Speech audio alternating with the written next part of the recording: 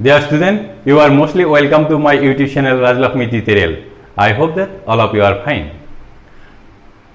মৰমৰ ছাত্ৰ-ছাত্ৰীসকল, মই মোৰ আগৰ ভিডিঅ'টিত ৰেখা, ৰেখাখণ্ড, ৰশ্মি আৰু কোণ সম্পৰ্কে আলোচনা কৰিছিলো। আজি মই তোমালোকৰ লগত আলোচনা কৰিবলৈ ওলাইছো সন্নিহিত কোণ, জুৰীয়া কোণ, কটাকটি কৰা ৰেখা, সমান্তৰাল ৰেখা ইত্যাদিৰ বিষয়ে আলোচনা কৰাৰ লগতে বিপৰীত কোণ, পূৰক কোণ আৰু সম্পূৰক কোণৰ বিষয়েও আলোচনা কৰিম।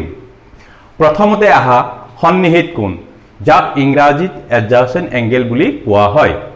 দুটা কোণক সন্নিহিত কোণ বুলি কোৱা হ'ব যেতিয়া সিহঁতৰ এডাল উমৈহতীয়া বাহু, এটা উমৈহতীয়া শীৰ্ষবিন্দু থাকে আৰু যি দুডাল উমৈহতীয়া বাহু নহয় সেই দুডাল উমৈহতীয়া বাহুৰ দুয়োফালে থাকিব লাগিব। উদাহৰণস্বৰূপে তোমালোকে এই চিত্ৰটোলৈ মন কৰা। এই চিত্ৰটোত ABD আৰু DBC কোণ দুটাৰ BD হৈছে কোণ দুটাৰ উমৈহতীয়া বাহু আৰু B হৈছে উমৈহতীয়া শীৰ্ষবিন্দু।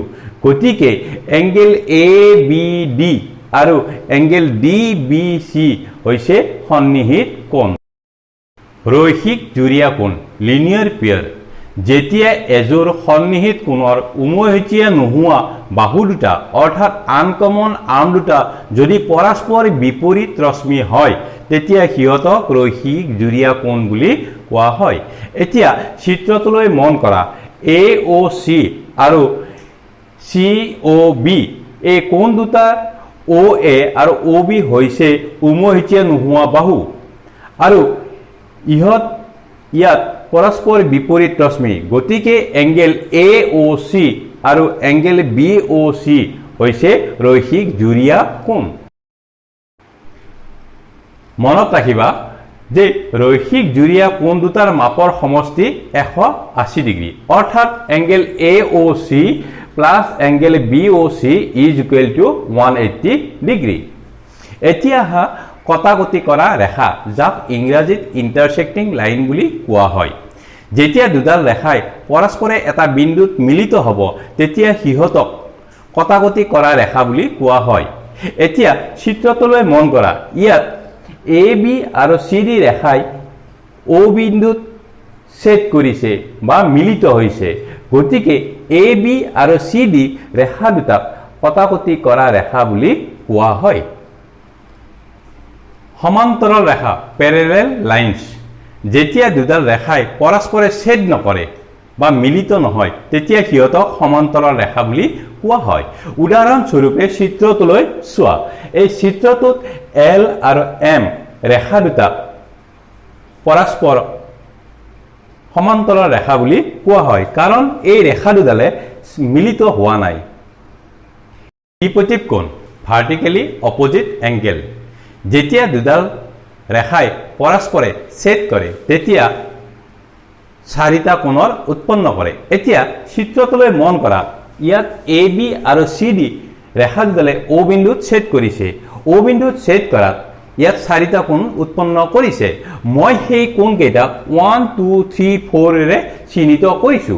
এতিয়া ইয়াত দেখা গৈছে যে 1 আৰু 3 হৈছে বিপৰীত কোণ, সেইদৰে 2 আৰু 4 হৈছে বিপৰীত কোণ। এতিয়া মনত ৰাখিবা যে বিপৰীত কোণবোৰৰ মাপ সদায় সমান, অৰ্থাৎ angle 1 is equal to angle 3, তেনেকে angle 1 angle 2 is equal to angle 4।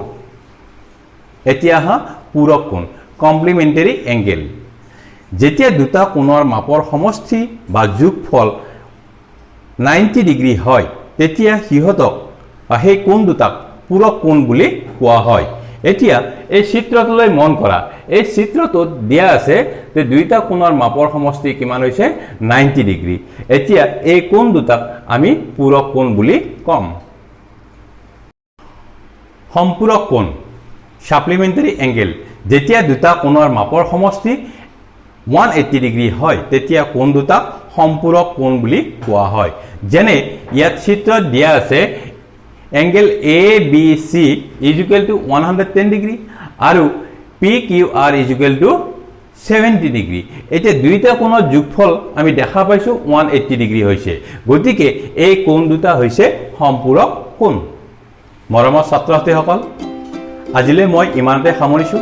যিসকলে মোৰ ভিডিঅ'টো চাই আছা, লাইক আৰু কমেণ্ট কৰি কেনে লাগিল জনাবা।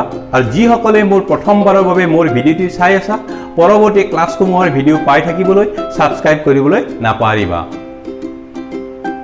ধন্যবাদ।